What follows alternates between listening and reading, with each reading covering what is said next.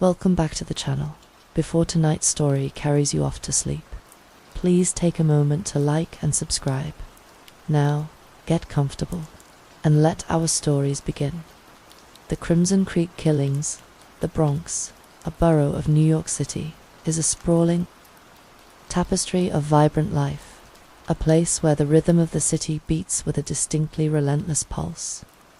Its neighborhoods are worlds unto themselves, each with its own history, its own struggles, and its own secrets. In the early 2000s, the neighborhoods of Kingsbridge and Norwood, nestled against the western edge of the Bronx, were such worlds.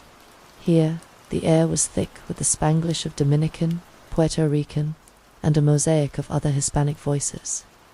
Children's laughter echoed from the handball courts, and the aroma of roasting pork and sofrito wafted from apartment windows, a constant, comforting presence. But in the spring of 2003, a shadow began to stretch over these communities, a creeping dread that would curdle the very air they breathed and stain their collective memory with a fear that would never truly wash away. It began, as nightmares often do, with a child.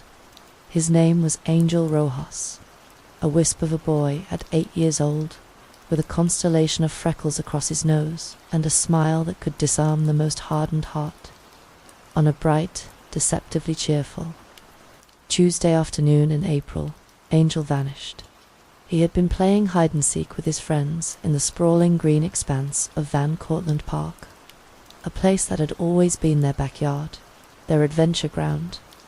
One moment he was there, a flash of red t-shirt disappearing behind a thicket of ancient oaks near Tibbetts Brook, and the next he was gone. The shouts of his friends, calling his name as the sun began to dip below the horizon, were the first notes in a symphony of terror. The initial search was a frantic, disorganized affair, a wave of parental panic that washed over the park. The police from the 50th precinct arrived, their faces grim, their flashlights cutting futile beams into the deepening twilight. The search grew more methodical as the hours bled into a sleepless night, then into a grim, grey dawn. For 3 days, the community held its breath. Flyers bearing Angel's gap-toothed smile appeared on every lamppost, in every bodega window. The collective prayer of the neighborhood rose like a fragile shield against the encroaching darkness. On the 4th day, a dog walker, straying from the well-trodden path along Tibbetts Brook, found him. Angel Rojas lay nestled in a shallow depression, almost as if he had been carefully placed there. His eyes were closed, his small hands folded on his chest.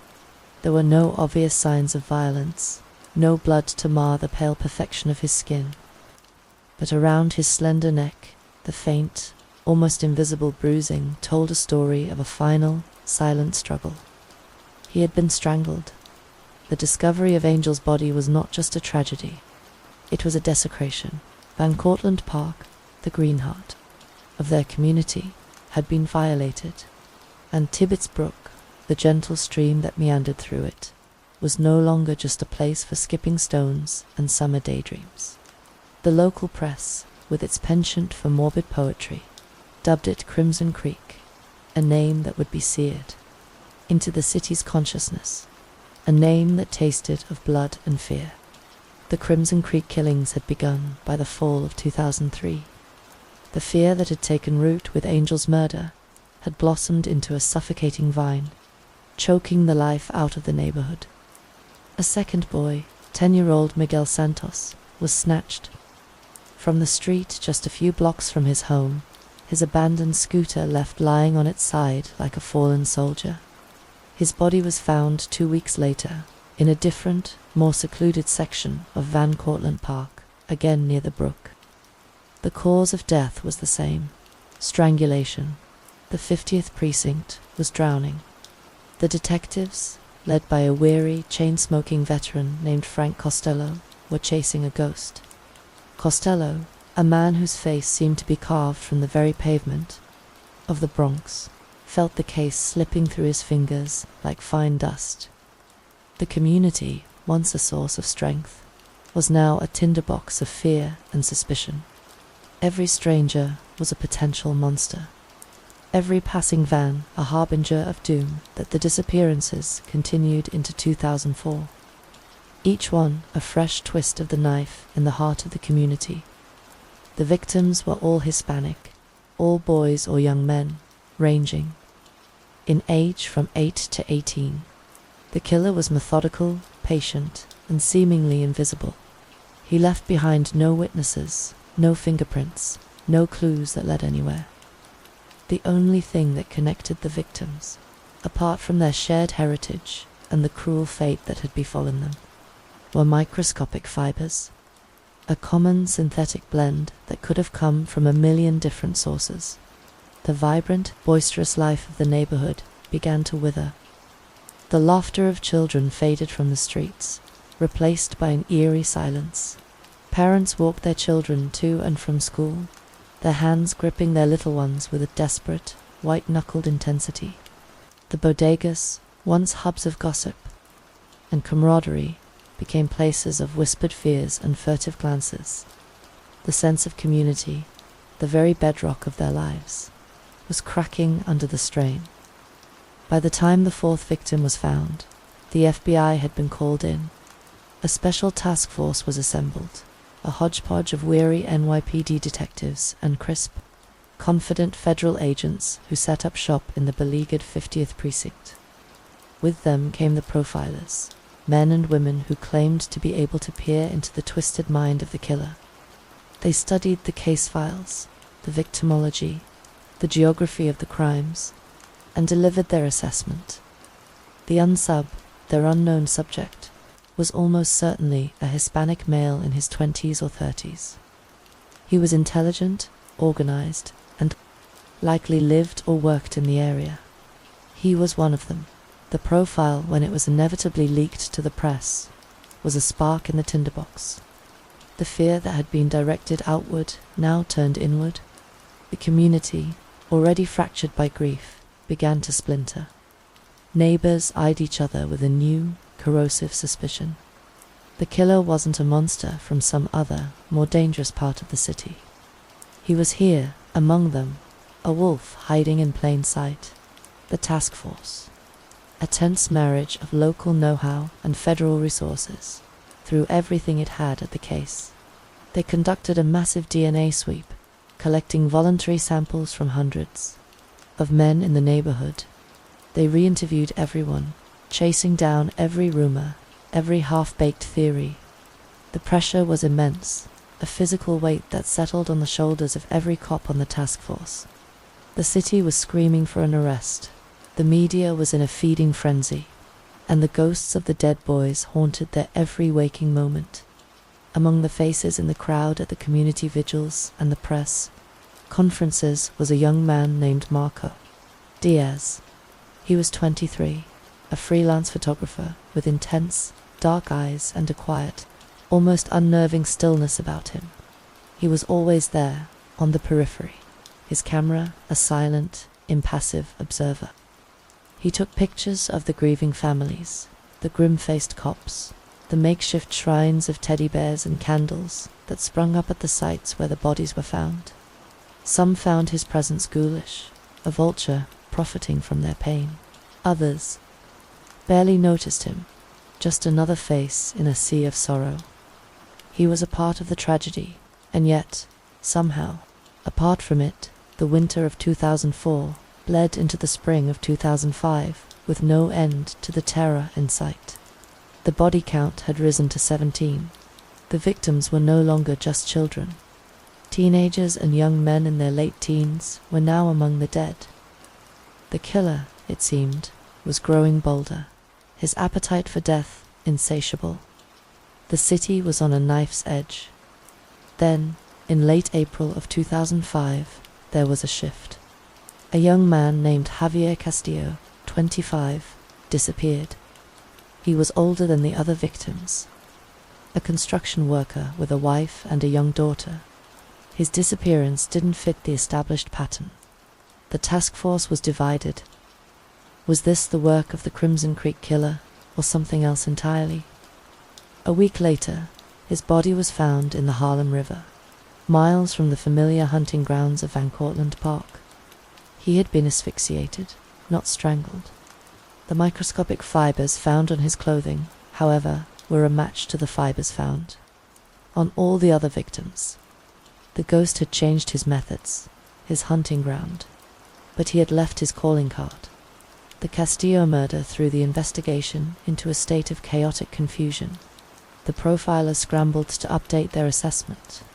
The task force, already stretched to its breaking point, was now chasing a killer who seemed to be taunting them, changing his own rules at will. The break in the case, when it finally came, was not the result of brilliant detective work or a deep psychological insight. It was the product of sheer dumb luck. On a moonless night in May 2005, 2 beat cops were parked in a patrol car on the Broadway Bridge, a hulking steel structure that spanned the Harlem River Ship Canal, connecting the Bronx to Manhattan. It was a place known for late-night drag racing and the occasional, desperate soul seeking a final, watery peace. Just after 2 a.m., they heard it, a loud, echoing splash from the dark water below. Their heads snapped up, their eyes scanning the dimly lit walkway of the bridge. They saw a figure, a man, scrambling down from the railing, his face a pale blur in the gloom. He started to run, a desperate, frantic sprint towards the Bronx side of the bridge. The cops were out of their car in an instant, their voices shouting, "Police, stop." The man ignored them, his legs pumping, his breath coming in ragged gasps. The chase was short, a brutal, heart-pounding sprint that ended when one of the officers, a former high school track star, tackled the fleeing man to the ground. He was young, wiry, with wild, terrified eyes. He fought like a cornered animal, a flurry of kicks and curses. It took both officers to subdue him, to slap the cold steel of the handcuffs on his wrists. His name, he gasped between ragged breaths, was Marco Diaz. The name meant nothing to the arresting officers, but to the detectives of the Crimson Creek Task Force, it was a thunderclap. The quiet, watchful photographer, who had been a ghost in the background of their investigation, was now, suddenly, its central figure. A few days later, a police dive team, searching the murky depths of the canal beneath the bridge, found the body of 27-year-old Carlos Reyes. He had been reported missing 2 days earlier. Like Javier Castillo, he had been asphyxiated, and on his clothes they found the same synthetic fibers that had become the phantom signature of the Crimson Creek killer. The fibers that also matched the carpeting in Marco Diaz's apartment and the trunk of his car. The trial of Marco Diaz, which began in February 2006, was a media circus. The prosecution, armed with the fiber evidence and a handful of witnesses, who claimed to have seen Diaz with some of the victims, painted him as a monster, a cold-blooded predator who had hunted the children of his own community. They presented him as a man who craved the attention that the killings brought, a man who inserted himself into the investigation, not out of grief, but out of a narcissistic desire to be close to his own handiwork. The defense, led by a pugnacious public defender, argued that the case against Diaz was a house of cards. The fiber evidence was circumstantial, the witnesses unreliable. They pointed to the glaring inconsistency in the methods of killing. The children had been strangled, the 2 adults asphyxiated. This, they argued, was not the work of one man, but of at least 2 different killers. They portrayed Diaz as a scapegoat, an odd, socially awkward young man who had been in the wrong place at the wrong time, a convenient suspect for a police department and a city desperate for a resolution to the nightmare. Marco Diaz himself was a cipher. He sat at the defense table, his face a mask of detached indifference. He never testified, never showed any emotion. He just watched the proceedings with those same dark, unreadable eyes that had watched the tragedy unfold from behind the lens of his camera. The jury was out for 4 days. When they returned, the foreman, a middle-aged woman with a weary, grim face, announced the verdict. Marco Diaz was found guilty of the murders of Carlos Reyes and Javier Castillo. He was sentenced to 2 consecutive life sentences without the possibility of parole. Officially, the case was closed. The NYPD and the FBI held a press conference, declaring that they were confident that Marco Diaz was responsible for all 19 killings. The Crimson Creek killer was behind bars. The city breathed a collective sigh of relief. But in the neighborhoods of Kingsbridge and Norwood, the relief was tempered by a cold, lingering doubt. For many, the verdict was not an end, but a question mark. The motive for the killings was never established. The prosecution had offered a vague theory about a thrill killer, but it had never felt convincing. The discrepancy in the causes of death remained a troubling, unanswered question. In the years that followed, the story of the Crimson Creek killings became a dark, cautionary tale, a part of the city's grim folklore. Marco Diaz, locked away in a maximum security prison upstate, became a near-mythical figure, a boogeyman in the shadows. The calls to re-examine the cases, to use modern DNA technology on the evidence that had been collected, were persistent, but they were always met with the official response that the case was closed, the killer convicted. The fear in the community, the raw, visceral terror of those 2 years, eventually receded, but it never truly disappeared. It left behind a scar, a permanent shadow in the collective memory. The parents of the murdered boys were left to navigate a lifetime of grief, many of them haunted by the annoying uncertainty of whether the right man was in prison. The vibrant, trusting community that had existed before the killings was gone, forever replaced by something more cautious, more wary, and sometimes, on a quiet night, when the wind rustled through the trees of Van Cortlandt Park, a parent would pull their child a little closer, a chill running down their spine that had nothing to do with the cold. The Crimson Creek might have stopped flowing, but the stain of what happened there, the questions that remained, and the chilling possibility that the real monster was still out there, somewhere in the sprawling, anonymous heart of the city, was a fear that would never die. The shadow of the Crimson Creek killings, long and dark, had become a permanent part of the landscape. The demon of Kleindeutschland gas lamps of New York's Kleindeutschland cast long, skeletal shadows down the narrow, refuse-strewn streets. It was the autumn of 1898, and a palpable fear, as thick and cloying as the smog from the nearby factories, had begun to seep into the very marrow of the bustling German enclave on the Lower East Side. This was a neighborhood of hard-working immigrants, of proud traditions carried across an ocean of the scent of baking bread and the boisterous camaraderie of the beer halls. But now a new, terrifying aroma had been added to the air, the metallic temps of fear and of blood. The first to die was Otto Schmidt, a baker whose hands, usually dusted with flour, were found cold and still, clutching at the rough-hewn handle of his own cleaver. He was a man of routine and simple pleasures, rising before the sun to stoke the ovens that produced the neighborhood's beloved pumpernickel and rye. His wife, Gretel, had gone to visit her sister in Yorkville for the night. When she returned the next morning, she found the back door of their small apartment on East 10th Street strangely ajar. A single panel near the lock had been expertly removed, a feat of quiet precision in a city that was anything but. Inside, the scene was one of nightmarish carnage. Otto lay sprawled on the kitchen floor, his nightshirt soaked through with a grotesque crimson bloom. The cleaver, a tool of his trade, was embedded in his chest with such force that its blade had splintered the floorboards beneath him.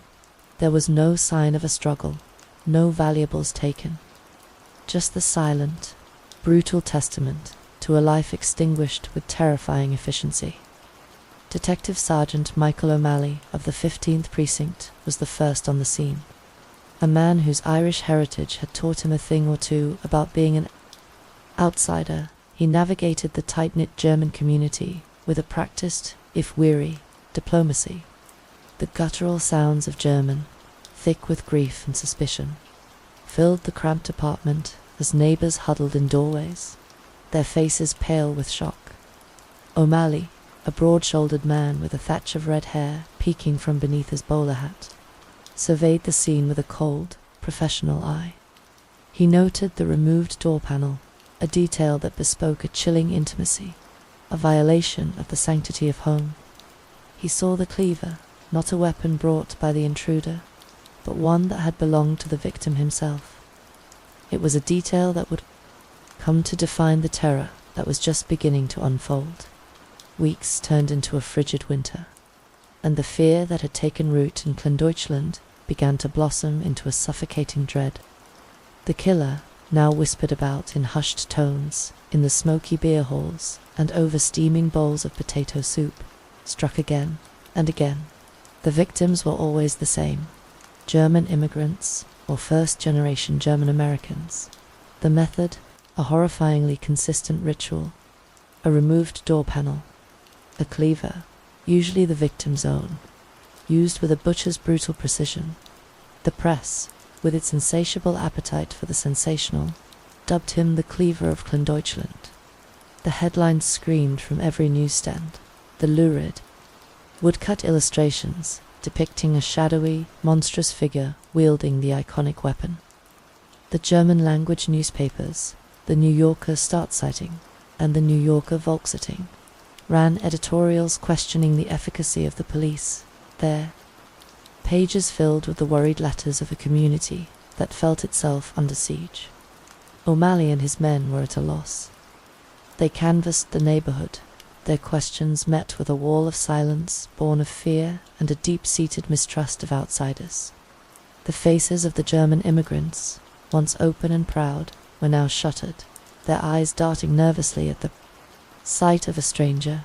Theories abounded. Was it a lone madman, driven by some unfathomable bloodlust? Was it a nativist, one of the growing number of Americans who viewed the influx of immigrants with suspicion and hatred? Or was it something more organized, a message being sent to the German community from one of the city's myriad criminal syndicates? The investigation was a frustrating litany of dead ends. The killer left no fingerprints, no witnesses, no discernible motive beyond the shared heritage of his victims. The tenements of the Lower East Side, with their warren of interconnected rooftops and shadowed alleyways, were a perfect hunting ground for a phantom. He could materialize and vanish like the morning mist off the East River. The winter of 1899 was one of the coldest on record, but it was the chilling grip of the cleaver that truly froze the heart of Clondeutschland. The attacks grew more brazen, the brutality more pronounced. An elderly couple, the Krauses, who owned a small delicatessen on Avenue A, were found in their bed, their hands clasped together in a final, desperate embrace. The cleaver in their case had been taken from their own butcher block. A young woman, barely 20, who worked as a seamstress, was slain in the small room she rented above a tailor's shop. Her own small kitchen cleaver had been used to end her life. The city, a sprawling, indifferent beast, seemed to carry on around the terrorized enclave. The clatter of the elevated train on the Bowery, the cacophony of vendors on Hester Street, the distant chime of a church bell. It was all a mocking counterpoint to the silent screams of a community in the throes of a waking nightmare. O'Malley, haunted by the faces of the dead, found his sleep plagued by visions of blood-stained cleavers and the hollow, accusing eyes of the victims. He walked the streets of Clondeutschland at night, the gaslight glinting off the brass buttons of his coat, a solitary figure against a backdrop of fear. He saw the fear in the way people hurried home, in the way they bolted their doors and shuttered their windows. The neighborhood, once so vibrant, was now a place of shadows and whispers. Then came the letter. It arrived at the offices of the New York Herald on a brisk morning in late April. the postmark smudged but legible. The paper, a single sheet of cheap, lined stock, was filled with a spidery, almost elegant script. The ink was a dark, unsettling crimson, and a chemical analysis would later reveal it to be a mixture of iron oxide and chillingly animal blood. The letter, addressed to the editor, was a declaration of war on the city, on humanity itself. To the good people of New York, it began, the tone a mockery of civility. You wonder at the work of my hands, at the crimson artistry I have brought. To your fair city, you call me a monster, a butcher, a madman. You are all fools. I am not of your world. I am a demon, a whisper in the dark, a collector of souls. The blood of your German friends is but a prelude, a symphony of fear that I conduct with a blade of steel. The letter went on to claim responsibility for the murders, describing details that had been withheld from the press, details that only the killer could have known. It spoke of the thrill of the kill, the intoxicating scent of fear, the sweet, metallic taste of blood. But it was the final paragraph that sent a fresh wave of terror through the already traumatized city. On the night of April 24th, the letter concluded, I shall walk among you once more. I shall choose another soul to add to my collection. But I am a demon of refined tastes. I have a fondness for the music of the waltz. Therefore, I offer you a reprieve. Any home from which the sweet strains of a classical waltz can be heard will be spared my visit. Play your music, New Yorkers. Play for your lives. The letter was published on April 20th, and the city held its breath. The initial reaction was one of disbelief, a collective scoffing at what many believed to be a cruel and elaborate hoax. But as the 24th drew closer, a palpable sense of unease began to settle over the city. The cleaver had proven himself to be a creature of his word, his reign of terror, a testament to his deadly seriousness, who was willing to bet their life that this was a bluff. On the night of April 24th, 1899, a strange and beautiful thing happened in the city of New York. As the sun began to set, casting a golden glow over the tenement rooftops, the sounds of the city began to change. The usual cacophony of horse-drawn carriages and street vendors began to be replaced by a new, more melodious sound. From the open windows of the grand brownstones on the Upper West Side to the cramped parlors of the Lower East Side, the sound of the waltz filled the night air. In Kleindeutschland, the transformation was nothing short of miraculous. The neighborhood, which had been cowering in the grip of fear for months, came alive with music. Families who owned phonographs wound them up and placed the horns in their open windows. The tinny strains of Strauss and Brahms echoing through the narrow streets. In the beer halls, the usual oompa bands were replaced by small string ensembles.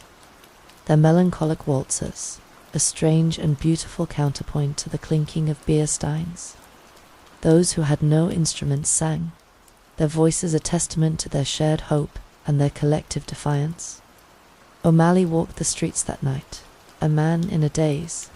He saw families gathered in their parlors, the flickering gaslight illuminating their faces as they listened to the music, their eyes wide with a mixture of fear and hope. He saw children who had been kept indoors for weeks, dancing in the streets, their laughter a sound that had been absent for far too long. He saw a community brought to its knees by terror, rising up in a symphony of defiance. The night passed, and the city held its breath. The morning of the 25th dawned, grey and misty, and the people of New York emerged from their homes, their ears still ringing with the sound of the waltz. The police blotter was, for the first time in months, blissfully empty. There had been no murders, no attacks. The cleaver, it seemed, had kept his word. The city breathed a collective sigh of relief. The waltzes continued for another night, then another, a citywide ritual of hope and defiance. But the cleaver of Kleindeutschland was never heard from. Again, the attacks ceased as mysteriously as they had begun. The letter was his final, terrifying flourish. His last act in a play of his own devising. The investigation, however, continued. O'Malley, though relieved by the cessation of the violence, was a man obsessed. The case had become a part of him, a phantom limb that ached with the memory of the victims. He chased down every lead, no matter how flimsy. He interviewed disgruntled employees of German-owned businesses. He looked into the activities of nativist groups. He even explored the possibility of a connection to the Tongs of Chinatown, though that seemed a far-fetched theory. Years passed. The 19th century gave way to the 20th. The memory of the cleaver began to fade from the collective consciousness of the city, replaced by new horrors, new sensations. Kleindeutschland itself began to change, the German immigrants moving uptown to Yorkville, replaced by a new wave of Jewish immigrants from Eastern Europe. The tenements that had once echoed with the sounds of German were now filled with the lilting cadence of Yiddish. O'Malley retired, a man old before his time, the spectre of the cleaver forever etched into the lines on his face. He would often sit on a park bench in Tompkins Square, watching the children play, his mind drifting back to that strange and terrifying time. He would remember the fear, the blood, the chilling words of the letter, and he would remember the music, the beautiful, defiant sound of a city playing for its life. The identity of the cleaver of Kleindeutschland remains one of New York's most enduring mysteries. Was he a man, a monster, or, as he claimed, a demon? Was he a lone madman, or the instrument of a larger, more sinister force? The questions hang in the air, as unanswered today as they were over a century ago. The only certainty is this: for a brief, terrifying period, a shadow fell over the city of New York, a shadow that wielded a cleaver and danced to the music of fear, and for one strange, beautiful night, the city danced back. Its defiance a symphony of hope against the encroaching darkness. The story of the cleaver is a chilling reminder that even in a city of millions, a single, determined hand can instill a terror that will echo through the ages, a terrifying enigma whispered on the winds that sweep through the canyons of the great metropolis. Story 3, the autumn of 1988, arrived in New England with a deceptive gentleness, painting the campuses in hues of amber and gold. It was a season of new beginnings, of crisp air and the rustle of fallen leaves underfoot, of hopeful faces hurrying to lecture halls with steaming cups of coffee. But beneath the idyllic surface, a subtle, creeping chill was taking hold, one that had nothing to do with the changing weather. It began as a whisper, a flicker of unease at the edge of awareness. A missing person flyer thumbtacked to a corkboard, the grainy photo of a smiling young woman, her eyes full of a future she would never see, then another, and another. They were college students, bright, vibrant young women who seemed to vanish from the face of the earth. Rumors circulated in hushed tones in dorm rooms and late-night diners. Stories of a shadowy figure in a nondescript car, of a man whose towering presence was the last thing some saw. The local papers, at first cautious, began to connect the disappearances. They gave the phantom a name, a moniker that dripped with a primal dread and became a headline etched in fear: the campus predator. No one knew his face, his name, or his motive. He was a ghost haunting the periphery, a monster lurking just beyond the warm glow of the campus streetlights. And as the leaves of autumn fell, so did the innocence of a generation, replaced by a terrifying question that hung in the air like frost: who would be next? Before the headlines and the terror, there was only Lawrence Thorne and the quiet, decaying soil of his childhood in Portland, Maine. Born in 1958, he was a child out of proportion with the world around him. He didn't grow into his body. He erupted into it. By the time he was 15, he was already a giant, a colossal 6 feet and 6 inches of awkward, brooding silence that made other children shy away and adults stare with a mixture of pity and apprehension. His height was a physical manifestation of the alienation that festered within him. He was a landmark of a boy, impossible to miss, yet he felt utterly invisible. His home was not a sanctuary. It was a place of muted tensions and unspoken resentments, a house where the air was thick with the dust of dead dreams. His father was a spectre, a man who faded into the background of their lives, leaving Lawrence with a mother whose anxieties seemed to magnify her son's strangeness. She loved him with a suffocating, fearful love that saw only his fragility, never the cold, hard thing that was beginning to form in the core of his being. The first true fissure in the facade of his life cracked open in 1973. It was a sweltering summer day, the kind that makes tempers short and grievances boil over. An argument, a trivial, forgotten thing about chores or money erupted between Lawrence and his visiting aunt and uncle. To them, he was just a sullen, overgrown teenager. They couldn't see the pressure building behind his vacant eyes, the cacophony of voices that had begun to whisper in the quiet corners of his mind. These voices spoke of disrespect, of plots, of the world's inherent malice directed squarely at him. The argument escalated. Shouts became shoves.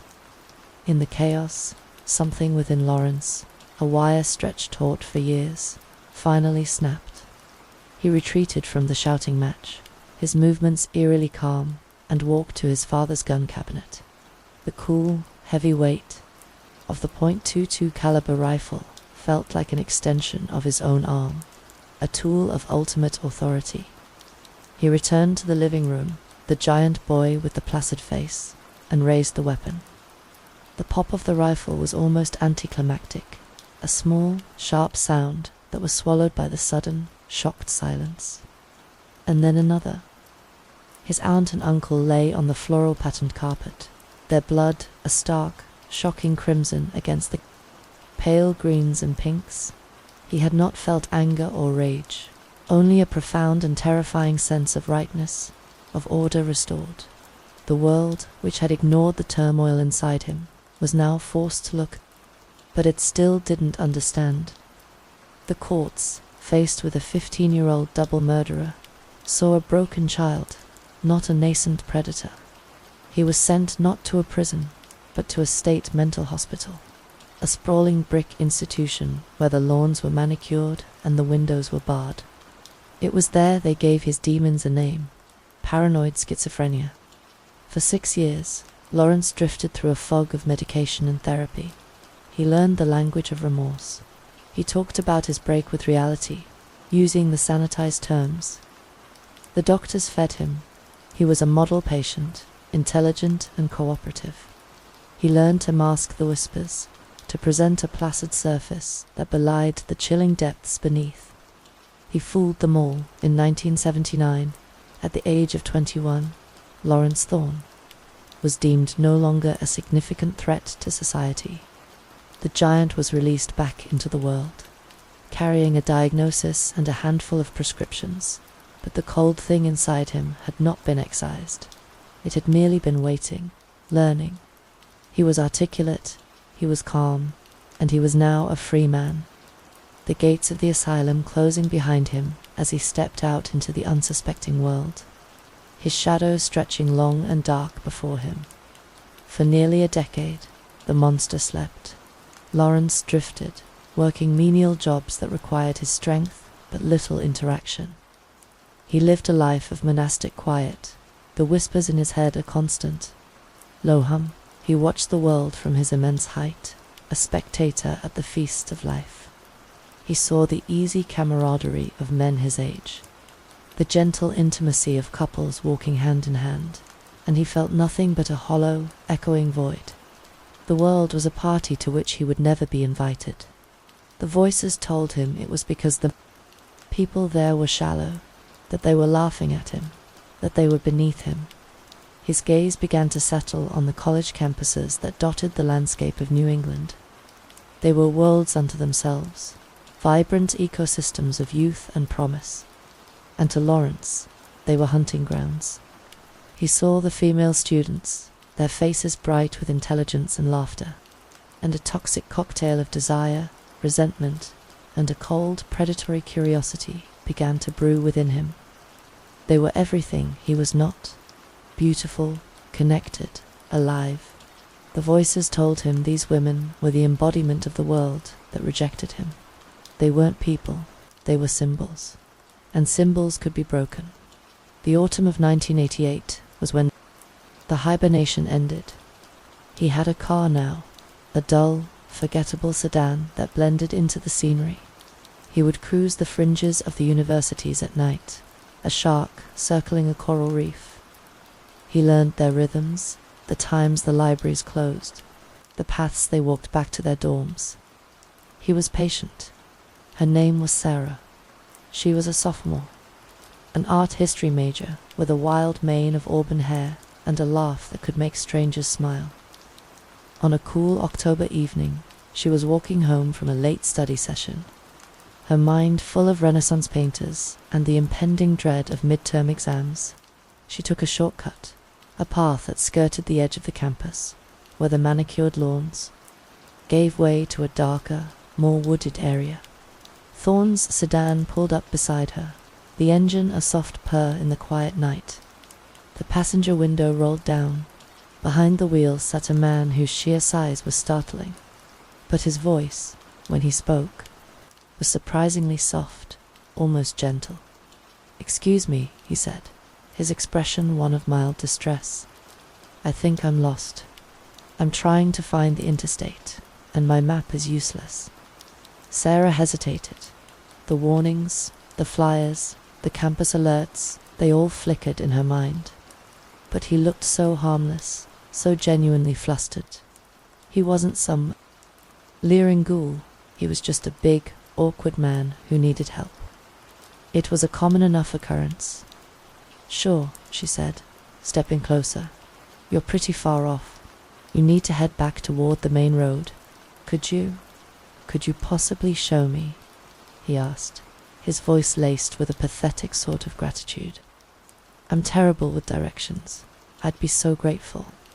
It was the oldest trick in the book, yet it worked. It worked because Sarah was a good person, because she wanted to help. It was a 5-minute drive. What was the harm? She got into the car. The door closed with a heavy, final-sounding thud. The first few minutes were normal. He thanked her profusely. He asked about her major, feigning an interest in art that was disarmingly convincing. He was articulate, even charming in a clumsy, shy way. But then he missed the turn she pointed out. "Oh, sorry," he mumbled. "My mistake." He missed the next one, too. A tiny, cold knot began to form in Sarah's stomach. The campus lights were receding in the rearview mirror, replaced by the dense, impenetrable blackness of the countryside. The roads became narrower, the trees pressing in on either side like silent, watchful sentinels. "Where are we going?" she asked, her voice a little tighter than she intended. "This isn't the right way at all. Just a little further," he said, his own voice changing. The softness was gone, replaced by something flat and cold. "I know a shortcut." The knot in her stomach was a writhing serpent now. The charming, bumbling man was gone. In his place sat a giant, his knuckles white on the steering wheel, his eyes fixed on the dark road ahead. There were no more houses, no more lights, just the twin beams of the headlights cutting a swath through an endless tunnel of trees. She reached for the door handle. It didn't work. The child lock was engaged. Panic, stark and absolute, seized her. She screamed, a raw primal sound that was swallowed by the confines of the car. Thorne didn't even flinch. It was as if he were listening to a radio broadcast from a distant room. He turned down a dirt track, the car bumping and jolting over the rutted earth, branches scraping against the windows like skeletal fingers. He finally brought the car to a stop in a small, secluded clearing deep in the heart of the woods. He killed the engine. The silence that followed was more terrifying than her scream. It was a dead, waiting silence, broken only by the sound of her own ragged, panicked breaths. He turned to look at her, and for the first time, she saw what was behind his eyes. It was not anger or lust. It was a void, a chilling, absolute emptiness. It was the look of a man staring at an object, a thing to be used and discarded. The horror of what followed in that clearing would never be fully known, pieced together later only by the grim discoveries of hunters and law enforcement. He was strong, impossibly strong. He dragged her from the car, her struggles as futile as a moth beating against a window pane. In the cold, indifferent light of the moon, he murdered her. But for Lawrence Thorne, death was not the end. It was the beginning. In the desolate silence of the forest, he committed the ultimate act of possession, a grotesque violation of the boundary between life and death. He claimed her in a way that defied all human comprehension, an act of necrophilia that was the final, twisted expression of his power over the world that had rejected him. Afterward, as the first hints of dawn threatened the eastern sky, he set about his meticulous, gruesome work. Using a set of tools he kept in his trunk, he dismembered her body. There was no frenzy to it, no passion. He worked with the detached efficiency of a butcher. He then drove 4 miles, scattering the pieces of what was once Sarah, the vibrant art history student, across the countryside. A part of her here, a part of her there. It was his way of erasing her, of turning a person into a puzzle of flesh and bone, a final, contemptuous act of dehumanization. As he drove away, the sun finally rising, Lawrence Thorne felt a profound sense of calm. The whispers in his head were quiet. The void inside him was, for a moment, filled. He had taken one of the bright, beautiful symbols of the world, and he had broken it into pieces. And he knew, with a certainty that chilled him to his very soul, that he would do it again. The discovery of Sarah's remains began a new and more terrifying chapter in the region's nightmare. A hiker found a forearm, snagged on a thorny bush, miles from where she was last seen. A road crew discovered a leg in a ditch 50 miles in the other direction. The police, led by a weary, grim-faced detective named Frank Miller, began the horrifying task of piecing together not just a body, but the profile of a killer unlike any they had ever encountered. The dismemberment, the scattering of the remains, and the coroner's chilling report on the post-mortem injuries pointed to a level of depravity that was almost incomprehensible as winter descended. Casting a pall of grey snow and frozen earth over New England, the campus predator did not hibernate. The fear that had been a whisper was now a constant scream. Campuses became fortresses. Self-defense classes were packed. The buddy system became an ironclad rule. But Thorne was a patient and adaptable hunter. He changed his tactics, his locations. His lures stopped. One victim was a nursing student whose car had broken down on a lonely stretch of highway.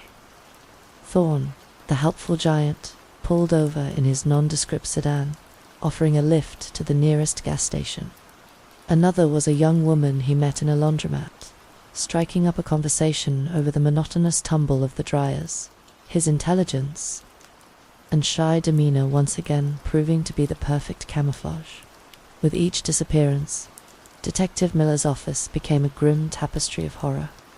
Maps on the wall were dotted with pins, marking where victims were last seen and where their scattered parts were found. The pins formed a sprawling, chaotic constellation of death with no discernible pattern. The killer left no fingerprints, no fibers, no witnesses who could offer more than a vague description of a tall man in a boring car. He was a ghost. The winter of 1989 was one of collective despair. The media frenzy was relentless, the name campus predator plastered on every television screen, and newspaper. The community felt besieged, paralyzed by a fear that was all the more potent because its source was invisible. He could be anyone: the quiet guy in the grocery store, the man reading a paper in the coffee shop, the driver in the car next to you at a red light. Inside Lawrence Thorne's mind, the winter was a season of triumph. Each murder was a confirmation of his power, a validation of the voices that told him he was superior. He followed the news reports with a detached academic interest, like a scientist reviewing the results of an experiment. The fear he created was the ultimate proof of his existence, a testament to his impact on a world that had once treated him as if he weren't there. He was no longer the invisible boy from Portland. He was a god of terror, his name spoken in whispers, his actions shaping the lives of thousands. The emptiness inside him, however, always returned. The calm that followed each murder was fleeting, the void demanding to be filled again. And as the snows of winter began to melt, revealing the dead and sodden earth beneath, the monster's hunger grew more desperate, more personal, and turned its gaze toward home. The spring of 1989 should have brought relief, a thawing of the fear that had frozen the region. But for Lawrence Thorne, it was a season of unraveling. The temporary peace he found in his gruesome rituals was lasting for shorter and shorter periods. The whispers in his head were growing louder, more demanding, more paranoid. They were no longer just goading him on. They were accusing him, turning on him, and they began to focus on one person, his mother. Judith Thorne lived in the same house in Portland where Lawrence had grown up, a living museum of his failed childhood. To the outside world, she was a figure of pity, the long-suffering mother of a troubled man. But in the twisted landscape of Lawrence's psychosis, she had become something else entirely. She was the architect of his pain, the source of his alienation. The voices told him her fearful, anxious love had been a cage, her concern a form of control. They whispered that she knew what he was doing, that she was plotting with the police, that her quiet disappointment was a betrayal of the highest order. The tension in the house grew thick and suffocating. Lawrence's visits became more frequent, his presence more menacing. He would sit in the living room for hours, a silent, hulking figure, watching her with his empty eyes. Judith felt it. She saw the storm brewing in her son, a darkness far more profound than the one that had led him to kill his aunt and uncle all those years ago. She tried to reach him, her conversations full of tentative questions about his medication, his well-being, but her words were like stones dropped into a bottomless well. In late May, the pressure reached its breaking point. It was a Tuesday. Lawrence arrived at the house in the afternoon. The specific trigger was lost to his madness, a perceived slight, a wrong word, or perhaps nothing at all. The voices screamed in a unified, deafening chorus. She had to be silenced. She was the root of it all. He went to the garage and found a hammer. When he returned to the kitchen, Judith was at the sink, her back to him. The first blow was delivered with a chilling, dispassionate force. The violence that followed was an explosion of all the pent-up rage and psychosis that had defined his life. It was not the methodical, detached work of his other killings. It was personal. It was an obliteration. After he bludgeoned her to death, he did the unthinkable. In the home where she had raised him, he decapitated his own mother, a final, barbaric act of separation. He placed her head on the fireplace mantel in the living room, positioning it so it faced the front door. He then waited. He knew her friend. A kind, elderly woman named Brenda Ross came by for coffee every Tuesday afternoon. He was not just killing. He was setting a stage, creating a tableau of pure horror. When Brenda Ross let herself in with her own key, calling out Judith's name, she walked into a slaughterhouse. Thorne was waiting for her. He killed her swiftly and brutally, another victim in his catastrophic mental collapse. For several days, Lawrence Thorne remained in the house with the bodies. The outside world ceased to exist. He existed only in the silent, blood-soaked space he had created. The decapitated head of his mother, his silent, watchful audience. The whispers in his head finally fell silent. The void was utterly, completely full. There was nothing left to kill. The silence that followed the storm in his mind was a new and alien landscape for Lawrence. With the voices gone, a horrifying clarity began to seep in. For the first time, he saw the carnage around him not as a righteous act, but as a squalid, bloody mess. The power and the godlike superiority drained away, leaving only the giant, broken man in a house of death. After several days of this hollow, silent existence, a strange impulse took hold, the need for it to be over. He had reached the end of his bloody road.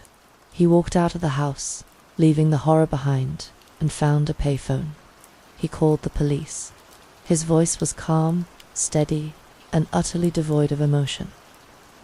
"My name is Lawrence Thorne," he said to the stunned dispatcher. "I want to report a crime. Several crimes, actually. I think you've been looking for me. I am the campus predator." When Detective Frank Miller and his team arrived at the Thorne residence, they were prepared for the worst, but the scene that greeted them defied all preparation. The sheer brutality of the murders, especially the grotesque display in the living room, left even the most hardened veterans shaken and speechless. And in the center of it all, sitting quietly on the front steps, was the giant who had haunted their nightmares for months, waiting patiently to be taken into custody. His confession was as chilling as his crimes. In the interrogation room, there were no pleas of insanity, no incoherent ramblings.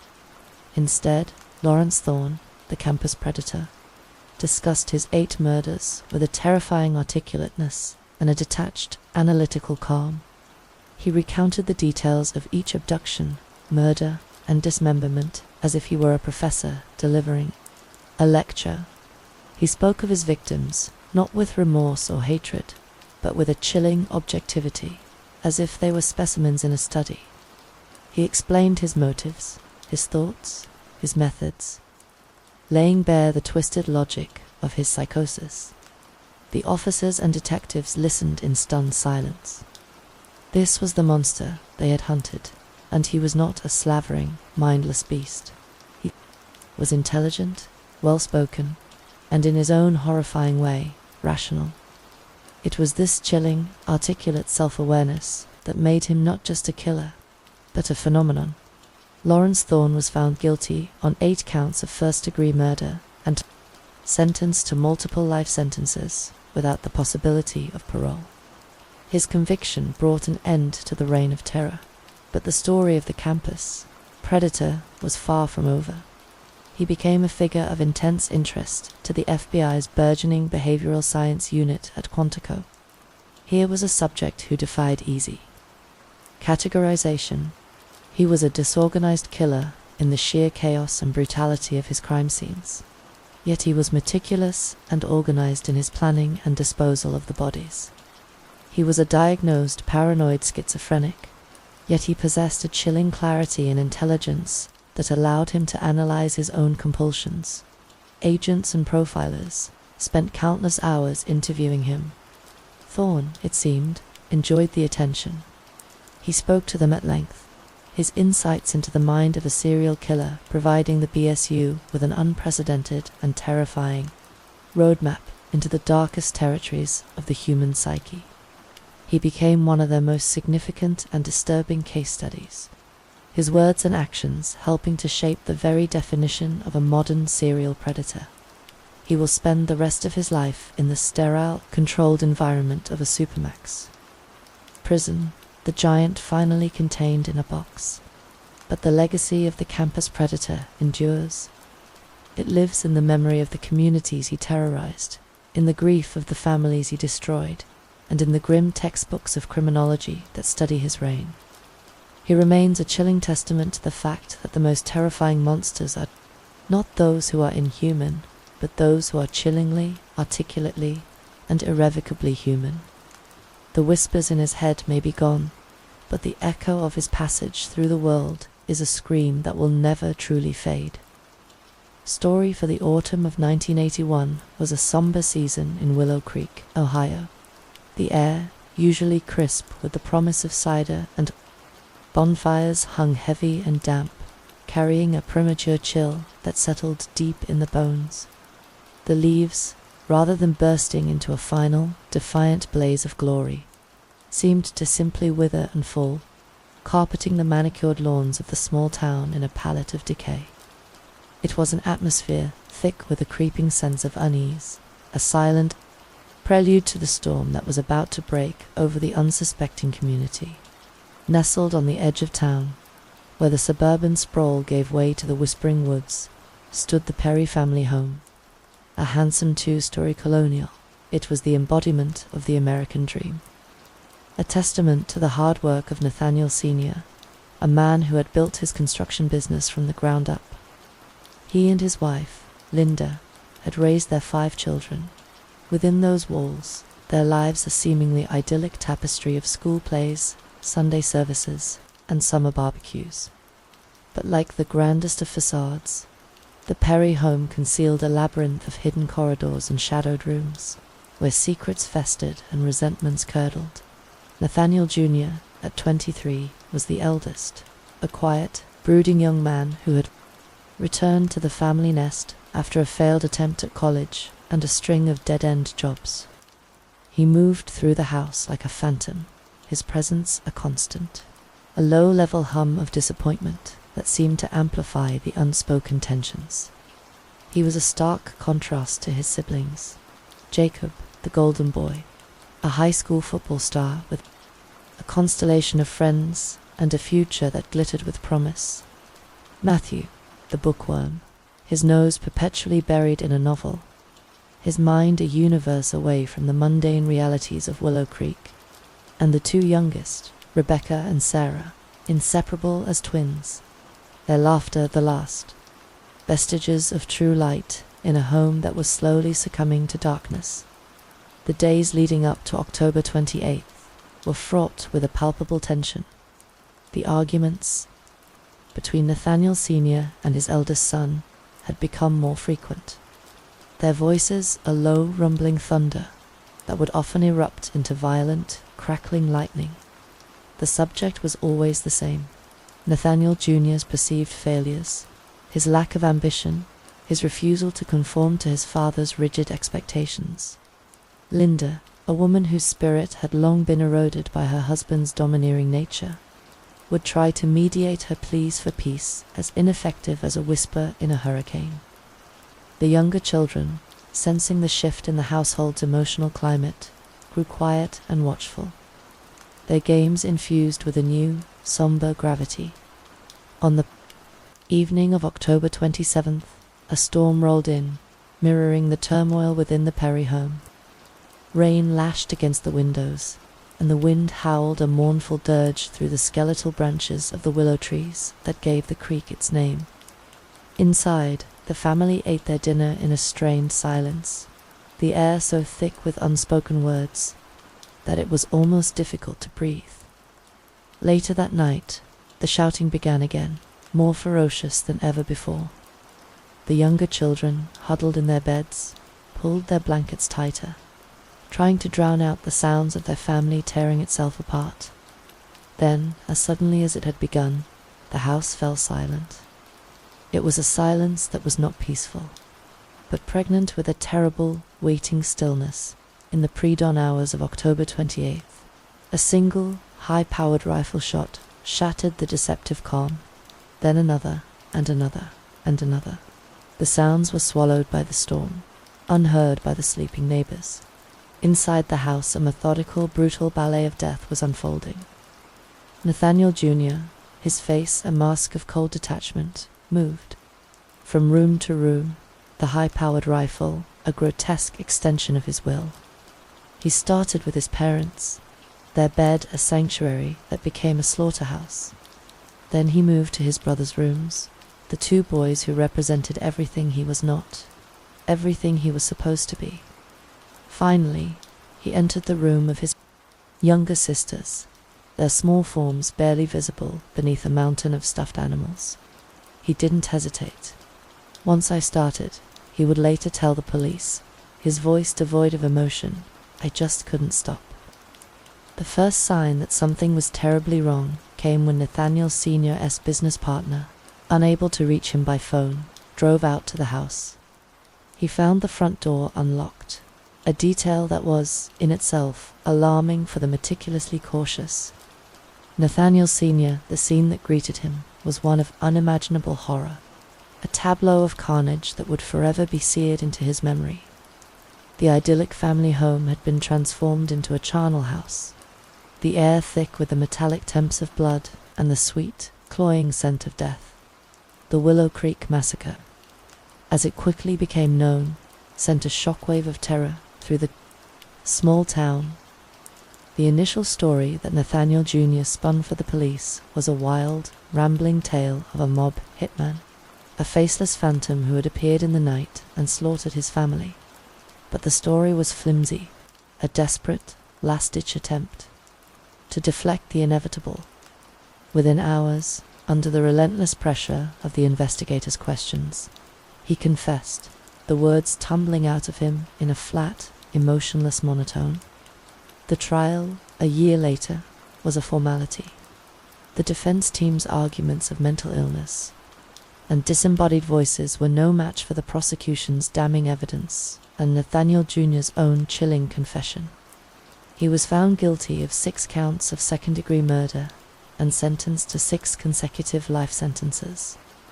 A man condemned to spend the rest of his days in the sterile, silent world of a maximum security prison. For a year, the Perry house stood empty, a silent, brooding monument to the tragedy that had unfolded within its walls. The once manicured lawn grew wild and unkempt. The paint on the siding began to peel, and the windows, like vacant eyes, stared out at a world that was trying its best to forget. The town of Willow Creek held its collective breath, hoping that, with the passage of time, the stain of the Perry murders would fade. Then, in the autumn of 1982, a year to the day of the massacre, the Harrison family arrived. Mark and Jennifer Harrison, a young couple with a baby on the way, were looking for a fresh start, a quiet place to raise their family. They were drawn to the house's spaciousness and its surprisingly low price tag. The real estate agent, a man with a practiced, evasive smile, had been vague about the reason for the sale, alluding to a family tragedy. The Harrisons, eager to start their new life, didn't press for details. From the moment they moved in, a sense of unease settled over Jennifer. She would catch fleeting glimpses of movement in the periphery of her vision, hear the faint sound of whispers that would cease the moment she tried to listen. She dismissed it as the anxieties of pregnancy, the creaks and groans of an old house. But the feeling of being watched, of not being alone, was a constant, unnerving presence. The strange occurrences began to escalate. One afternoon, while Jennifer was in the nursery, a room that had once belonged to Rebecca and Sarah, a thick black ooze began to seep from the walls. Its consistency like tar, its smell a putrid, gag-inducing stench of decay. Mark, a pragmatist, tried to explain it away as a plumbing issue, a problem with the insulation, but the plumbers and contractors he called could find no logical explanation for the phenomenon. Then came the voices. They were no longer faint whispers, but clear, distinct words that seemed to emanate from the very air around them. They would hear the sound of children crying, the angry shouts of a man and a woman, the chilling, disembodied plea, "Get out." The disembodied voices were soon followed by physical manifestations. Objects would move on their own, doors would slam shut with a violent, concussive force, and cold spots would appear in the middle of rooms, so frigid that they would raise goosebumps on the skin. The nights were the worst. Jennifer, her pregnancy making her increasingly vulnerable, would be awakened by the feeling of unseen hands on her, a suffocating pressure on her chest. She would see shadowy figures standing in the corners of their bedroom, their forms indistinct but their malevolent intent palpable. The culmination of the terror came one night when Mark, awakened by Jennifer's screams, found her levitating several feet above their bed, her body rigid, her eyes wide with a terror that was not of this world. After just 28 days, the Harrisons fled the house, leaving behind all of their possessions, their dream of a new life shattered. Their story, a harrowing account of supernatural torment, became the basis for the 1984 best-selling book, Echoes from Willow Creek, a book that would catapult the small town of Willow Creek into the national spotlight and turn the unassuming, colonial on the edge of town into one of America's most famous haunted houses. The book, and the subsequent films it inspired, created a media frenzy. Psychics, paranormal investigators, and thrill seekers descended on Willow Creek, all hoping to catch a glimpse of the spectral residents of the Perry house. The town, once a quiet, close-knit community, found itself at the center of a macabre circus dot, but a strange thing happened after the Harrisons left. The subsequent owners of the house, a succession of brave, or perhaps foolish souls, reported no supernatural disturbances whatsoever. The strange ooze never reappeared, the disembodied voices fell silent, and there were no more levitations. The house, it seemed, had gone dormant. This lack of activity fueled a wave of skepticism. Many began to question the veracity of the Harrisons' claims. Were they simply a young, impressionable couple who had allowed the house's tragic history to play on their fears? Or was it something more cynical, a calculated hoax designed to profit from a terrible tragedy? The fact that they had collaborated on a best-selling book did little to quell the rumors. And so, the Willow Creek Massacre, a story that began with a very real and brutal act of violence, became something else entirely. It became a modern American folktale, a chilling campfire story that blurred the lines between true crime and the supernatural.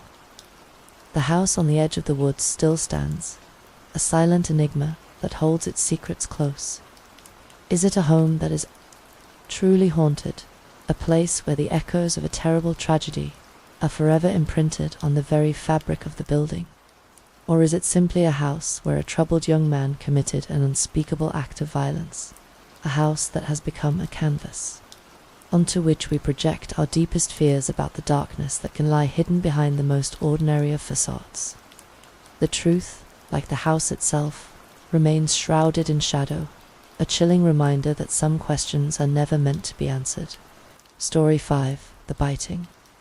Cleveland winter of 1931 was a season of discontent, a time when the city's soul seemed as frozen and grey as the surface of Lake Erie. Steel mills, the fire-breathing heart of the metropolis, coughed black smoke into a perpetually overcast sky, a gritty testament to industry and toil. But beneath this veneer of hard-working America, a different kind of industry flourished, one that thrived in darkness and dealt in desire. This was the era of Prohibition, and in the speakeasy-riddled underbelly of Cleveland, a war was brewing, a conflict that would curdle the very blood of the city and leave a stain that time could never wash away. This was the war between the South Side Hungarians and the North Side Poles, a brutal turf feud fought over the lucrative trade of illegal liquor. It was a clash of titans, a battle of wills between two men who were as different as the territories they controlled, yet bound by the same insatiable ambition. From the south, commanding his legion with an iron fist, was Victor the Hammer.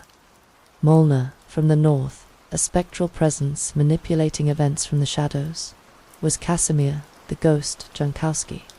Their inevitable collision was destined to be a cataclysm, and its epicenter would be a grease-stained garage on a cold Valentine's Day morning. This is the story of that vendetta, a tale of ambition, betrayal, and the bloody price of power. The paths that led Victor Molnar and Casimir Jankowski to the pinnacle of Cleveland's criminal underworld were forged in the crucible of the immigrant experience, yet shaped by profoundly different fires. Victor Molnar was born in the grimy industrial heart of Budapest, a child of poverty who learned early that strength was the only currency that truly mattered. He arrived in Cleveland as a young man, his towering frame and explosive strengths finding a natural home in the city's steel mills.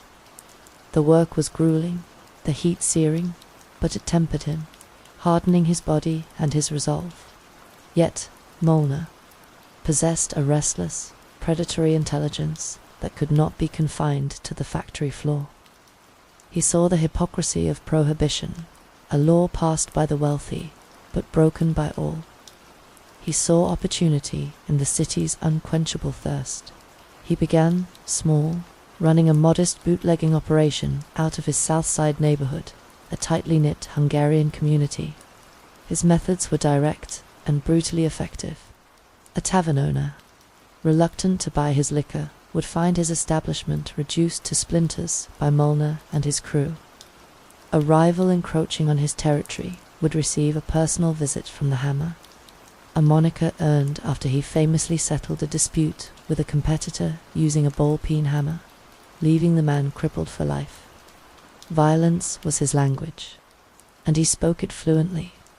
His gang mirrored his personality, a boisterous, hard-drinking, and ferociously loyal band of Hungarian toughs who saw him not just as a boss, but as a patriarch, a provider who had lifted them from the drudgery of the mills into a life of dangerous prosperity.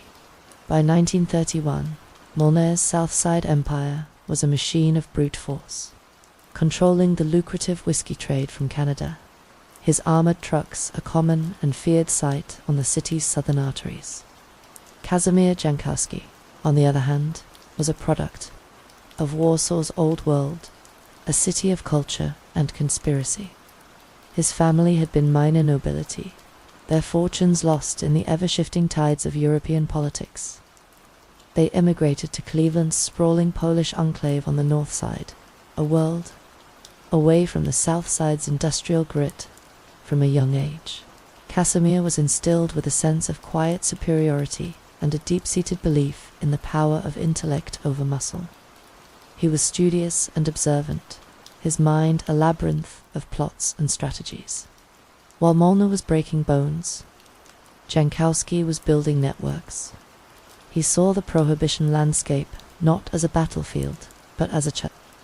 He established a sophisticated operation specializing in the production of high-quality, crystal-clear vodka, the spirit of Warsaw, as it was known. It became the drink of choice in the North Side's vibrant dance halls and smoky social clubs. Jankowski himself was a spectral figure, rarely seen, his orders passed down through a complex chain of command. His nickname, the Ghost, was born of this elusiveness. Enemies who crossed him didn't suffer public beatings. They simply vanished, their absence a more chilling deterrent than any overt act of violence. His Polish crew was disciplined, discreet, and fiercely protective of their enigmatic leader. They operated with a quiet efficiency that stood in stark contrast to the Hungarians' boorish aggression. For years, an unspoken, fragile truce held. Molnar's whiskey dominated the south side, Jankowski's vodka the north. They were two kings ruling separate kingdoms, their paths rarely crossing, but the vast, unclaimed territory of downtown Cleveland, with its wealthy patrons and high-end speakeasies, was a prize attempting to ignore. It was here that the first sparks of their war would be struck. The simmering tension erupted into open warfare in the autumn of 1930. A convoy of Molnar's trucks, laden with a king's ransom in Canadian whiskey, was ambushed on the Detroit Superior Bridge. It was a professional, military-style operation. The trucks were disabled, the drivers vanished, and the whiskey disappeared into the night. There was no proof, no witnesses who would talk, but the precision and audacity of the heist bore all the hallmarks of the Ghost. Molnar, enraged and humiliated, retaliated with characteristic ferocity. He unleashed his hounds, Hungarian thugs, descended on North Side taverns, smashing furniture, beating patrons, and demanding that Molnar's whiskey be served. The message was clear. There would be no neutrality in this war. The streets became a battleground. Car chases, shootouts in crowded markets, and bodies found floating in the Cuyahoga River became grimly commonplace. The city, already struggling under the weight of the Great Depression, was now gripped by a new kind of fear. Jankowski's response was characteristically subtle and devastating. He didn't engage in street brawls. Instead, he targeted the heart of Molnar's operation. One by one, Molnar's key lieutenants began to disappear. A trusted enforcer would leave for a meeting and never arrive. A financial courier would vanish. On his rounds, along with a week's profits, the ghost's silent call sowed paranoia within Molnar's ranks. The Hammer, a man who ruled by fear, now found his own men looking over their shoulders. Trusting no one, the war reached a new level of viciousness when Jankowski's men, in a daring act of sabotage, set fire to Molnar's largest liquor warehouse on the industrial flats. The inferno was spectacular, a column of fire and smoke that could be seen for miles, consuming tens of thousands of dollars worth of whiskey. For Molnar, this was not just a financial loss. It was a personal insult, a public emasculation. Standing on a nearby hill, watching his empire burn, his face illuminated by the flickering orange glow, Victor Molnar made a vow. He would not just defeat Jankowski, he would annihilate him. He would erase the ghost and his entire organization from the face of the earth in a single, brutal act of finality. The concept of the Valentine's Day vendetta was born in the crucible of Molnar's burning rage. It was a plan of beautiful, dark simplicity. He needed to lure Jankowski's inner circle into a trap, a place where they would be vulnerable, unsuspecting, and utterly helpless. The key was to dangle a piece of bait so irresistible that even the cautious ghost could not ignore it. Molnar's spies had identified a disgruntled member of Jankowski's crew, a man named Stefan the Weasel Walensky, who felt he was being overlooked. For promotion, for a hefty sum of money and a promised position in Molnar's organization, Walensky agreed to be the Judas goat. He would approach Jankowski with a tip. A rival bootlegger, independent of both gangs, was looking to quickly offload a massive shipment of premium, uncut Canadian whiskey at a ridiculously low price. The deal was supposedly going down in a garage on Kosciuszko Avenue, deep in the heart of a Polish neighborhood, a location chosen specifically to disarm any suspicion. The date was set for the morning of February 14th. Molnar savored the irony. He would turn a day of love into a day of slaughter. In his North Side sanctuary, Casimir Jankowski considered the proposition. The timing was perfect. The warehouse fire had put a dent in his own stock. The price was almost too good to be true, a fact that pricked at his innate caution. Yet, the information came from Walensky, a man he had trusted for years. The location, in his own backyard, offered a sense of security. Still, a nagging feeling, a ghost of a premonition, held him back. He convened a meeting with his most trusted men. At the head of the table was Leo the Lion Kanichka, his second in command. Leo was everything Jankowski was not: loud, impulsive, and spoiling for a fight. He had earned his moniker for his ferocity in a brawl and his unwavering loyalty. Alongside him were the 6 others, the stoic Novak twins, Jan and Piotr, inseparable since birth and the gang's most feared enforcers. Young Mickey the Kid Grabowski, a flashy dresser and a wizard behind the wheel of a getaway car. Old Gus the Professor Kowalski, the bookkeeper who knew where every dollar was hidden. And to others, hardened soldiers in the North Side Army, Leo argued passionately for the deal. "It's a gift, Casimir. We walk in, take the whiskey, and we're back on top. It's time we showed Molnar we're not afraid. Jankowski, his fingers steepled before him, listened patiently. The nagging feeling persisted. I will not be attending, he announced finally. Leo, you will lead the party. Take the boys, inspect the goods. If everything is as it seems, make the deal. But be vigilant. Leo, puffed up with pride at being entrusted with the mission, readily agreed. The fate of the 7 men was sealed.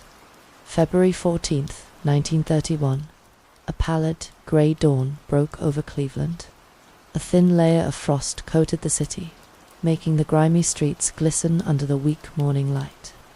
In a small apartment across from the garage on Kostyushko Avenue, a young woman named Anya Petrov, a recent immigrant who worked long hours in a textile factory, was woken by the rumble of a car engine. Peeking through her curtains, she saw a large, dark sedan pull up to the garage. 7 men, dressed in heavy overcoats, their breath pluming in the cold air, got out. She recognized Leo Kanichka, a neighborhood big shot. They seemed jovial, clapping each other on the back, their laughter echoing in the quiet street. They disappeared inside the garage.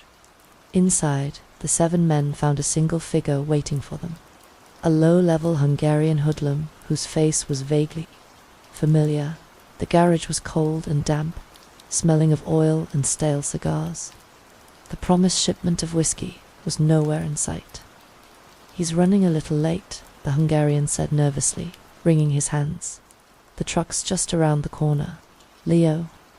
Kanichka grew impatient. Well, tell him to step on it. We ain't got all day. Minutes stretched into an eternity. Anya Petrov, still at her window, saw another car approach. A black Cadillac sedan that looked official, like the ones the detectives used. It parked directly in front of the garage doors. 4 men got out. 2 were in police uniforms. Anya felt a knot of fear tighten in her stomach. The garage door screeched open, and the 4 men entered. All right, this is a raid. Everybody up against the wall, hands high. One of the policemen shouted. Leo and his men, caught completely by surprise, exchanged annoyed glances. A police raid was a hassle, but they had lawyers for this. They had been through it before. Compliantly, they turned to face the cold, brick wall, raising their hands. It was their last mistake. Anya watched in horror as the 2 plain-clothed men pulled Thompson's submachine guns from beneath their long coats. The 2 policemen did the same. The scene devolved into a surreal tableau of impending doom. For a single, silent moment, the 7 men at the wall must have understood. The flash of betrayal in their eyes, the dawning comprehension of the trap. Leo Kanichka may have started to turn, a curse forming on his lips. Then the world exploded. The sound was a deafening, percussive roar that shook Anya's window panes. It was not the single crack of a pistol, but a continuous, hellish torrent of sound. The 4 assassins, their faces impassive, swept their guns across the line of men. The bullets ripped through heavy coats, flesh, and bone. A storm of lead that stitched a pattern of death across the brick wall. Bodies were thrown about like rag dolls, slammed against the wall and then slumping to the concrete floor in a grotesque, tangled heap. The air became a choking fog of gun smoke and brick dust, thick with the coppery stench of blood. The assassins were methodical. They stepped forward, firing short, controlled bursts into the twitching bodies on the ground, ensuring the job was finished.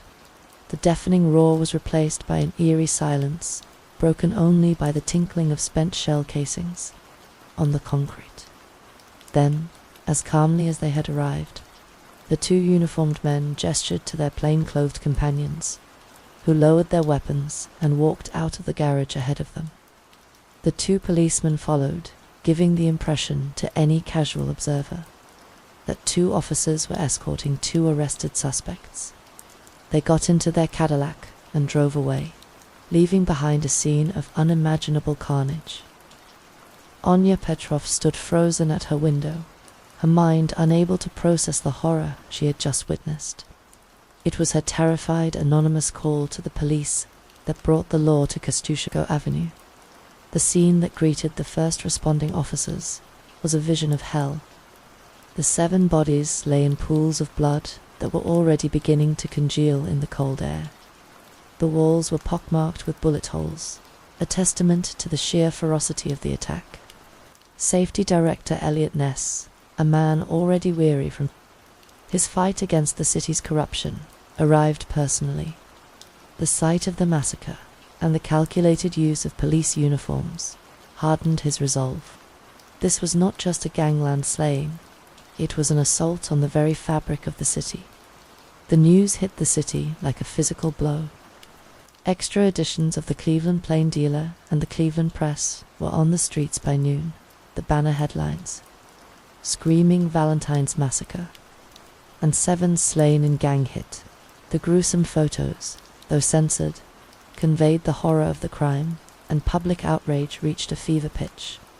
The citizens of Cleveland, who had long tolerated the gangs as a necessary evil of prohibition, were now demanding action. Victor Molnar played his part to perfection.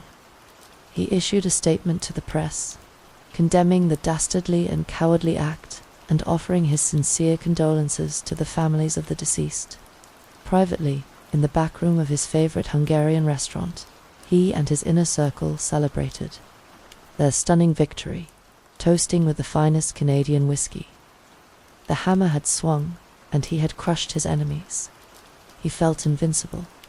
Miles away, in a secluded North Side safe house, Casimir Jankowski received the news. He listened in silence as a trusted aide recounted the details. His face an unreadable mask. He had escaped death by a whim, a stroke of luck. But his entire command structure, his most loyal men, his friends, were gone. The ghost, a man who thrived on control and calculation, had been outmaneuvered. But as he stared out the window at the grey, unforgiving city, his shock and grief began to cool, hardening into something far more dangerous, a cold, pure, and patient rage. The hammer had won the battle, but the ghost would now dedicate his life to winning the war. His revenge would not be swift or loud. It would be methodical, silent, and absolute. The Valentine's Day vendetta marked a turning point. The public's romanticized image of the bootlegger was shattered, replaced by the grim reality of the Tommy gun. The massacre galvanized law enforcement and turned the tide of public opinion against organized crime, hastening the end of the Prohibition era itself. Yet, for all the headlines and outrage, no one was ever convicted for the murders on that cold February morning. The code of silence, the omerta of the underworld, held fast. Victor Molnar, the hammer, was never brought to justice for his masterpiece of slaughter. But the story did not end there. It lingered in the city's consciousness, a chilling urban legend. They said that for years after, on the anniversary of the massacre, the ghost of Casimir Jankowski would enact his slow, silent revenge. Key figures in Molnar's empire would meet with unfortunate and often bizarre accidents. Molnar himself grew increasingly paranoid, a prisoner in his own fortress of fear, haunted by the 7 men he had slaughtered and the one ghost he had created. The Valentine's Day vendetta was more than just a massacre. It was the birth of a legend, a dark and bloody Valentine from the Cleveland underworld, a testament to a time when men were monsters, and justice was just another word for revenge.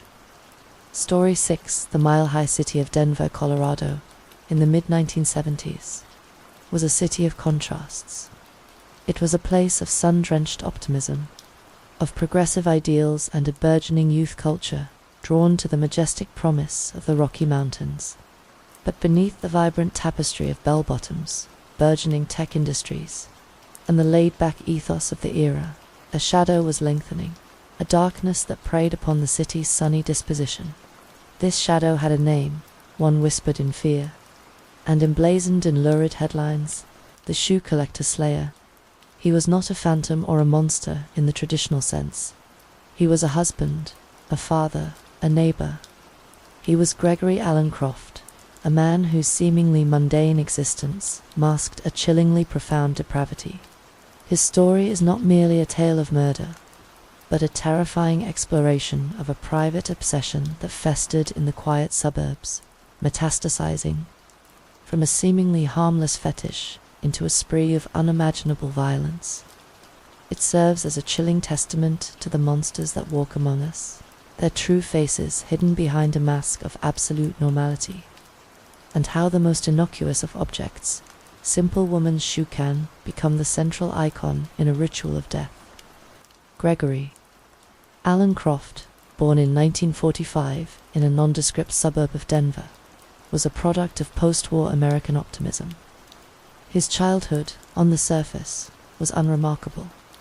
He grew up on a quiet, tree-lined street, played Little League baseball, and was an average student.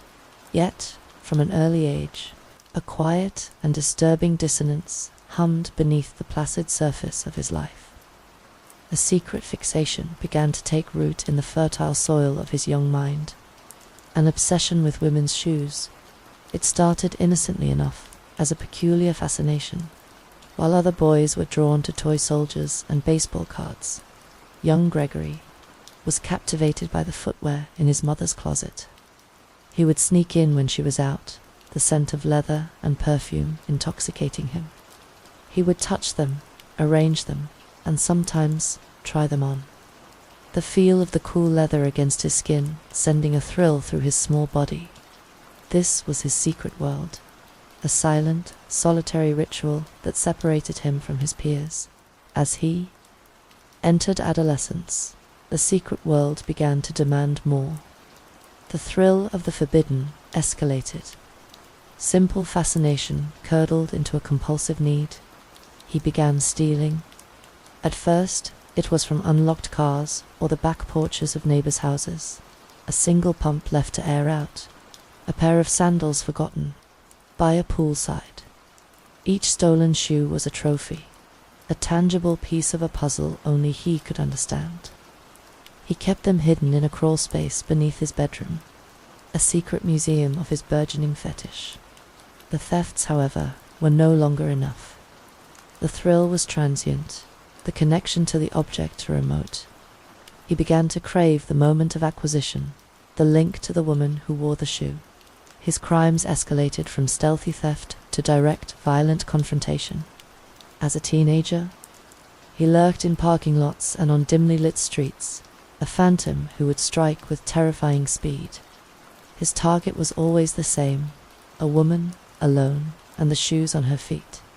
He would shove them to the ground, his hands fumbling not for a purse, but for their footwear, wrenching the shoes from their feet before melting back into the darkness. These attacks were a crucial and terrifying turning point. The fetish was no longer passive. It had become predatory. It was no longer just about the object, but about the act of taking, about the power and fear he could evoke in his victims. Despite several close calls and a few minor run-ins with the law for petty theft, never connected to the bizarre assaults, Croft managed to maintain a veneer of normalcy. To the outside world, he was just a quiet, slightly awkward young man. But within him, the monster was stirring, growing bolder, its appetite becoming more voracious and sinister, in a desperate and perhaps genuine attempt to cage the beast. Within him, Gregory Croft sought the ultimate camouflage, a normal life. In the early 1970s, he married a kind, unsuspecting woman named Linda. They bought a modest ranch-style house in a quiet Denver suburb, had 2 children, and to all appearances, were living the American dream. Croft worked a steady job as a warehouse. Foreman was a reliable employee, and a seemingly devoted family man. He coached his son's soccer team, attended parent-teacher conferences, and hosted backyard barbecues. This meticulously constructed facade was his greatest weapon. It allowed him to move through society without suspicion, his inner darkness completely hidden behind the mundane realities of suburban life. No one could have imagined that the man flipping burgers on the grill was, in his secret hours, tending to a collection of stolen shoes that now numbered in the hundreds, or that his fishing trips were often solitary excursions into the city's darker corners, hunting for a different kind of prey. The marriage and the birth of his children did not quell his obsession. They merely forced it deeper underground, where it twisted and grew more malignant. The pressure of maintaining his double life, coupled with the constant gnawing hunger of his fetish, began to warp his psyche in a profoundly dangerous way. The thrill of simply stealing shoes had faded. The memory of his teenage assaults was no longer enough. He began to fantasize about possessing not just the shoe, but the woman herself. He wanted complete control, the power to preserve the moment of his triumph forever. It was in this dark, psychological space that Gregory Alan Croft, the suburban father, made the final, horrifying leap to Gregory Alan Croft, the shoe collector slayer. His killing spree began in the spring of 1975. The victims were young women, often college students or nurses, women who walked home alone late at night. They were chosen seemingly at random, but they all shared one commonality. They wore the style of shoes that Croft found particularly alluring. His method was chillingly consistent. He would stalk his chosen victim for days, learning her routine, her habits. He would abduct her from a quiet street or a deserted parking lot, using a chloroform-soaked rag to subdue her.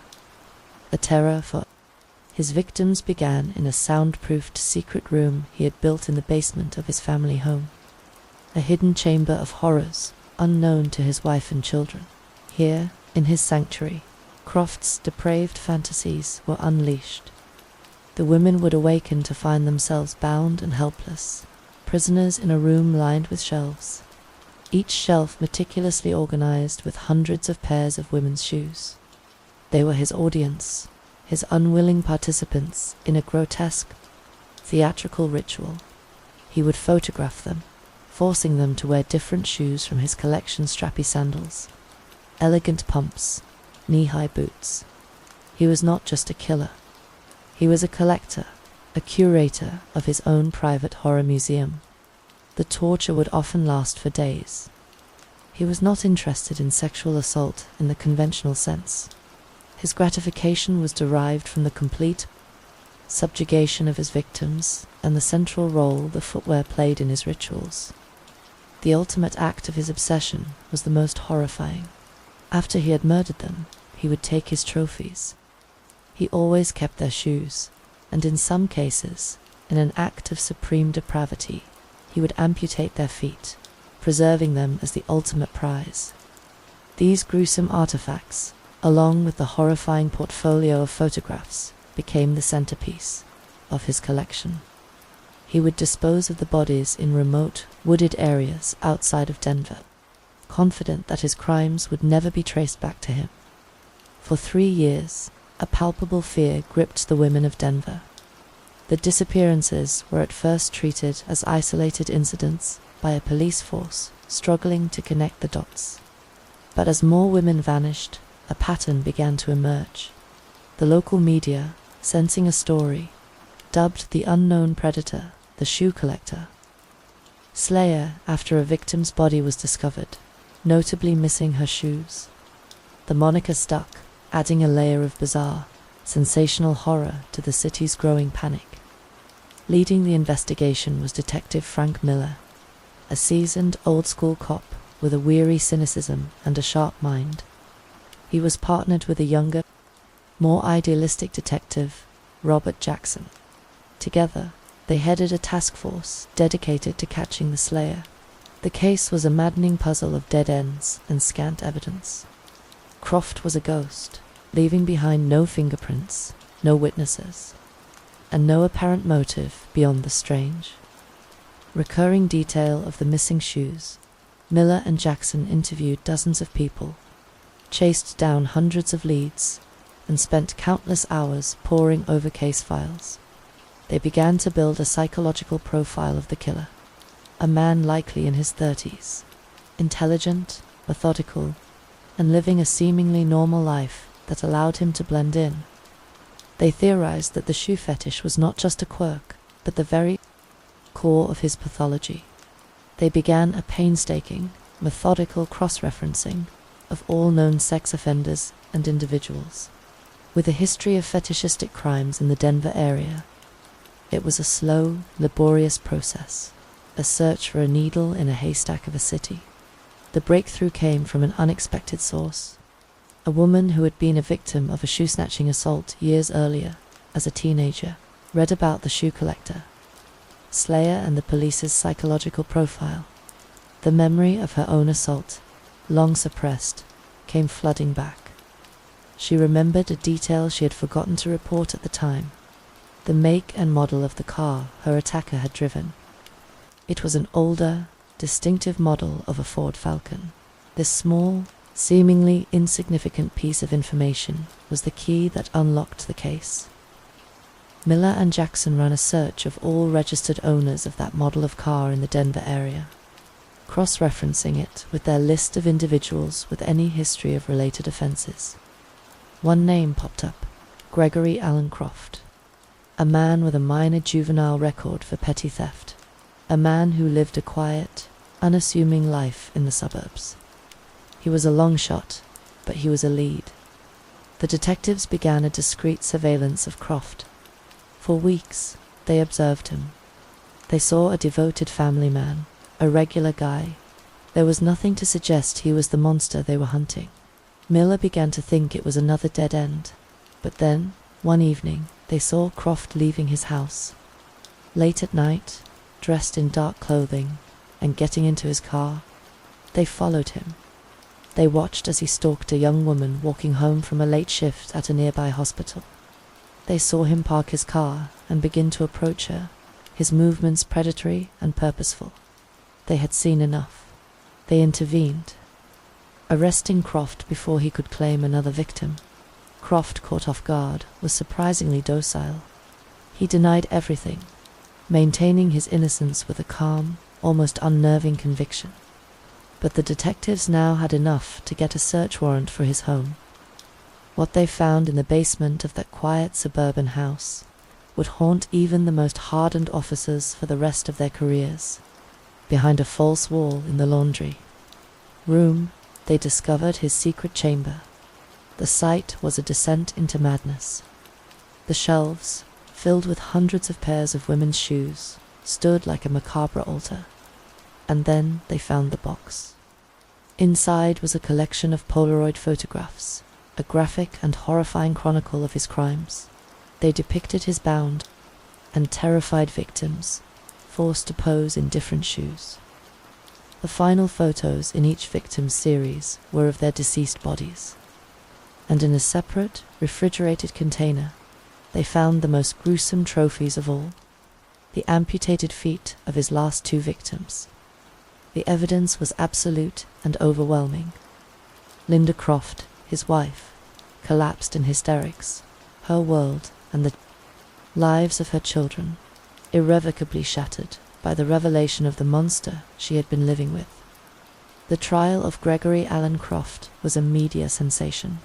The courtroom was packed daily with a horrified public, eager to catch a glimpse of the man who had terrorized their city. Croft remained impassive throughout the proceedings, a quiet, unassuming figure who seemed a world away from the depraved killer revealed in the evidence. He was convicted on 4 counts of first-degree murder and sentenced to consecutive life sentences, ensuring he would never again walk free. Gregory Allen Croft, the shoe collector slayer, died of natural causes in the Colorado State Penitentiary in 2011. He never expressed remorse for his crimes, never offered any explanation beyond the simple, chilling statement that he just liked shoes. His case remains a deeply disturbing chapter in the annals of American crime. It is a stark reminder of the dark, unknowable depths of the human psyche and the terrifying potential for a private, secret obsession to escalate into a tidal wave of violence. The story of the shoe collector slayer serves as a chilling warning that evil does not always announce itself with a roar. Sometimes it lives next door, coaches your child's sports team, and hides its monstrous soul behind the most ordinary of faces, leaving a legacy of terror and a collection of stolen shoes as the only testament to its horrific passage through the world.